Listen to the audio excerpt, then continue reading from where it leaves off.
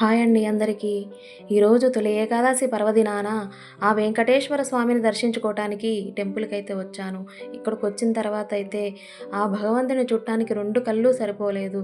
చూడటానికైతే అసలు ఆ భగవంతుడిని చూడంగానే నాకు తన్మయత్వం చెందానండి. అంత బాగుంది ఇక్కడ టెంపుల్.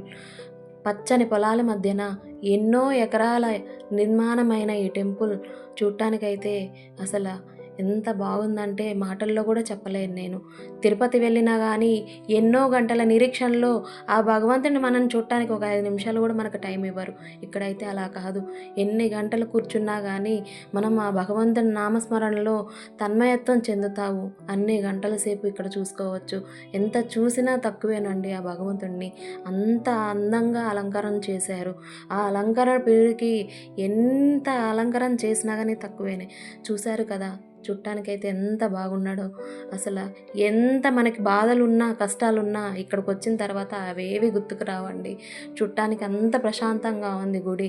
పక్కనే కొలను కూడా ఉంది. అక్కడ కూర్చుంటే మనసైతే ఎంతో ఆహ్లాదంగా అనిపించింది నాకైతే. ఆ తల్లి పద్మావతి గానీ, ఆ మలవేలు మంగమ్మ తల్లి గానీ చూస్తే అమ్మవారు అసలెంత కళగా ఉన్నారంటే చెప్పలేను. చూడటానికైతే ఆ తల్లి దిగివచ్చి ఇక్కడే కొలువైనట్టు అనిపించింది నాకైతే. అంత బాగున్నారు అమ్మవార్లిద్దరూ. మీరైతే కంపల్సరీ వచ్చి దర్శించుకోవాల్సిన టెంపుల్ అండి.